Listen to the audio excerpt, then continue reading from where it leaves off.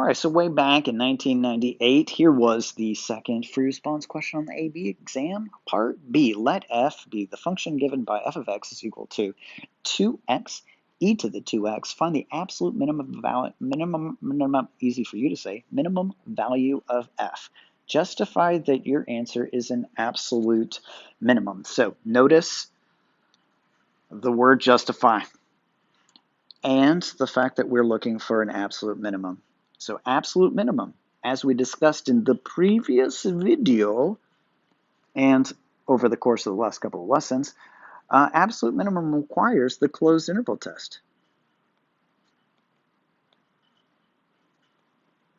But take a look at the question. And why is my screen so dim? I don't know if it is on your end, but it is on mine. Anyway, okay, it just brightened up. I said something and Siri fixed it for me. Take a look at the question stem here. Closed interval test. Do you see something missing? We don't have a closed interval. We have no interval at all. And it's not like, oh, I see that it's part B here, so maybe the interval is on part A or something. And it's not.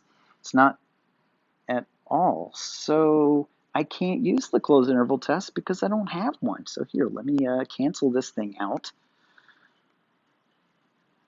And we seem to be kind of stuck.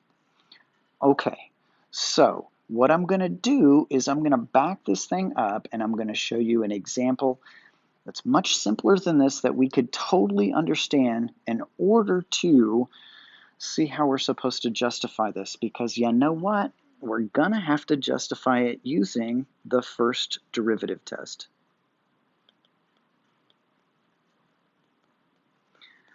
And I know what you're thinking.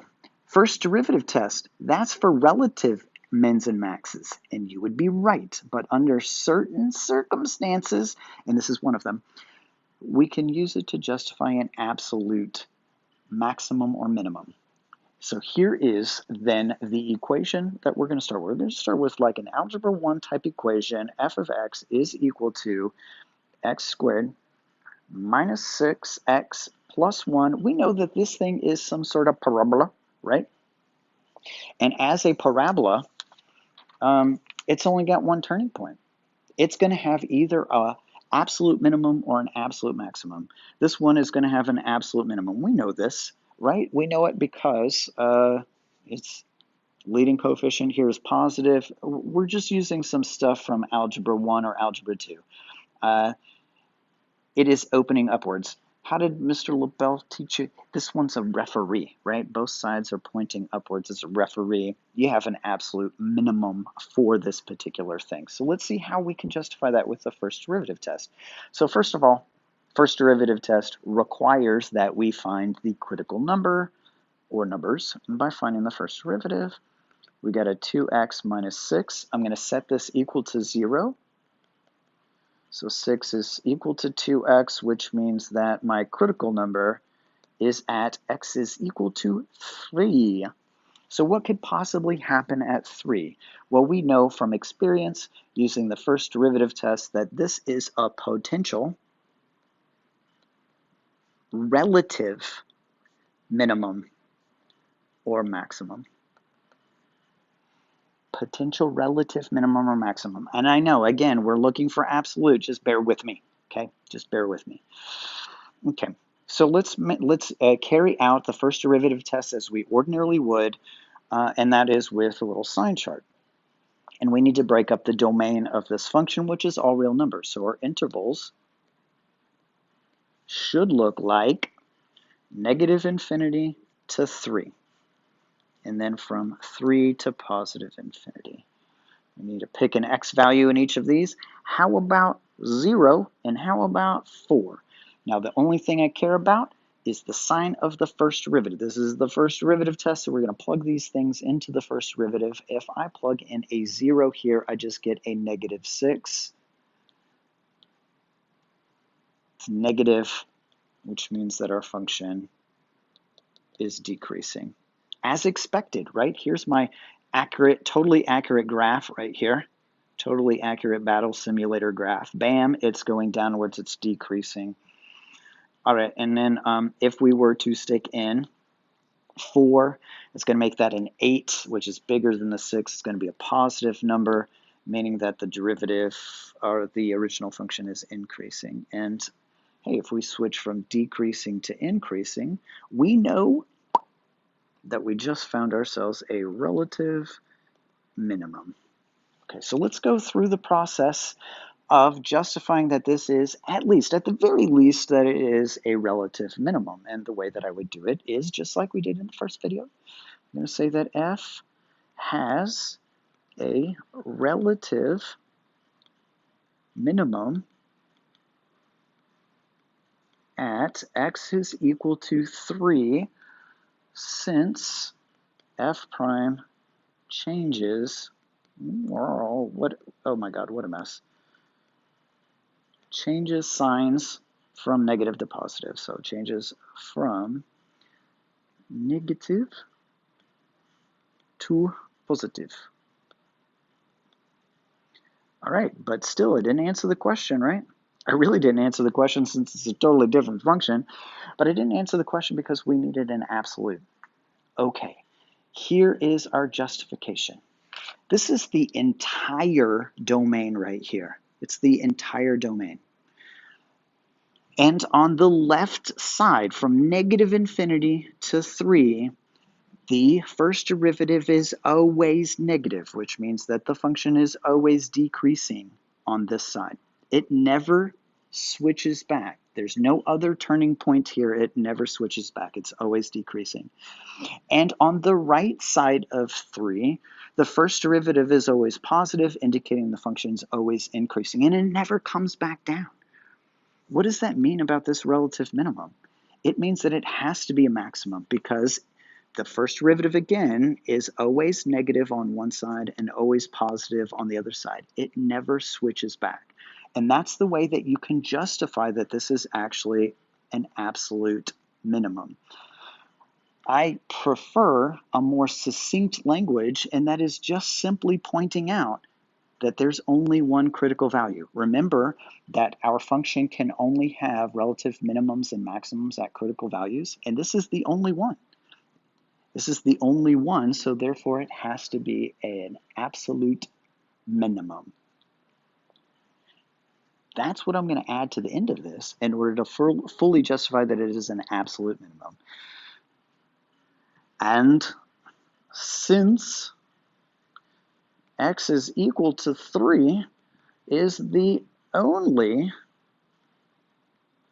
the only critical number,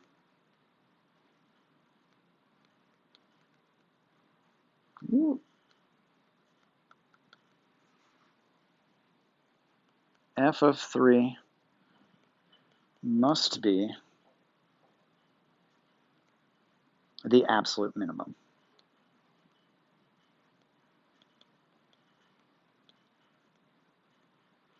Okay, so now let's go back to the actual question that we were supposed to answer all along, but I framed it in terms of a quadratic because, you know, we're pretty familiar with quadratics. We're not so familiar with this weirdo function, 2x times e to the 2x. And in order to justify that it has a relative, let's see, minimum, find whatever it is, using the first derivative test. Okay, so we're going to do it exactly like I just did this one. It's just, you know, it's not going to be quite as nice and simple because it's not a parabola. All right, our function 2x e to the 2x, you guys memorize that for me, just in case I forget it. Okay, I didn't forget it. Whenever I go to find the derivative of this, I'm going to have to use the product rule. Derivative of the first, 2, times the second, e to the 2x, plus 2x times the derivative of the second one, which is e to the 2x times the derivative of the interior function because it is a composite function, and the derivative of that interior function is 2. So I need to multiply this by another 2. I'm going to be totally lazy about it and just go ahead and do it and put a 4 there. There you go. Now I need to find the critical numbers, so I need to set this thing equal to 0. And when I do, I'm probably going to have to do some factoring. Not fancy factoring, just regular. Notice that both of these terms have a common factor of both 2 and e to the 2x. Whenever I pull it out, I will have 1 plus 2x. All right? I think so. Okay. Now then, as far as critical numbers go, or where this thing is equal to 0, e to the 2x can never be equal to 0, right? Exponentials have a horizontal asymptote at 0. It never gets to be negative. I'm sure it's pretty happy about that, so this is never 0. So our 0 can only come from this side, this set of parentheses, 1 plus 2x is equal to 0. Add the 1 over, subtract the 1 over, divide by 2, x is equal to negative a half. Here's our only critical number, and that's super important. We only have one of them. Whatever we find it to be, a relative minimum or a relative maximum, it's actually absolute. Okay. So let's go through the process of actually demonstrating that it is at the very least a relative minimum. Okay, by chopping up some intervals. This is the original function, exponentials multiplied times linear. It's all real numbers. So our intervals are going to be from negative infinity to negative a half, and then from negative a half to infinity.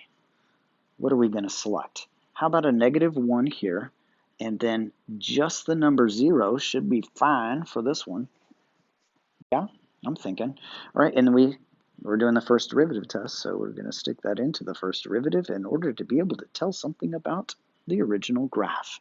Okay, now, as we talked about this before, be smart about it. This thing out here is never 0. As a matter of fact, it's always positive.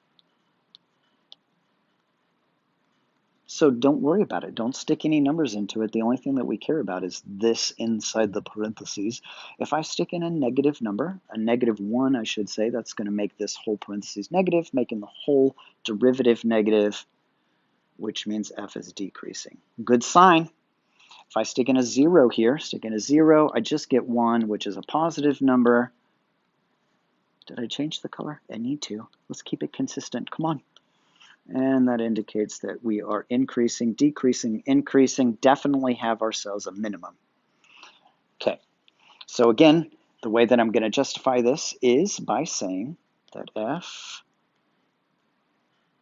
has a relative minimum at x is equal to negative 1/2 since f prime, that's right, that's what I'm trying to do, f prime changes from negative to positive at x is equal to negative 1/2. Since x is equal to negative 1/2 is the only critical number,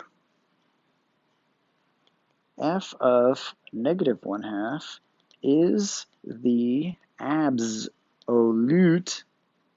can you spell that word? Apparently I can't. Absolute minimum. All right, before we conclude this video, because it's not long enough yet, let's take a look at the official justification that the College Board published with this question, which I do believe is like right here. Okay, so here is the function that they had, and yes, they did come up with a critical number here at negative 1/2. And here's their little sign chart. This is the way they usually do their little sign charts. And then here's their justification. There's an absolute minimum at x is equal to negative 1/2 because f prime is less than 0 for all x less than negative 1/2. That means on the left side of it, it was always negative. The derivative was always negative, so f of x was always decreasing. And f prime was greater than 0 for all x greater than negative 1/2. That means on the right-hand side, the derivative, first derivative, was always positive, which means that the function was always increasing. It never came back down. Okay, so let's look at their comments. So the key to justifying that we have an absolute minimum at x is equal to negative 1/2 is that the derivative is negative for all x less than negative 1/2 and positive for all x greater than negative 1/2. It's not enough to establish that the derivative changes signs from negative to positive. because remember, that means that it has a relative or a local extrema. Okay, any equally valid justification, not any, I think it just says A. Well, I threw an extra Y in there. An equally valid justification would be that the derivative changes signs from negative to positive at x is equal to negative a half, and then I'm going to highlight this, and x is equal to negative a half is the only critical value. And that's exactly how I suggested that you frame it, because it's so much easier to write than saying that it's for all values of x, and for all values of x that it's always positive here, that the derivative is always positive here, and always negative there. If it's the only critical value, it's the only place where your function turns. Therefore, you have an absolute minimum or an absolute maximum, whatever the case may be.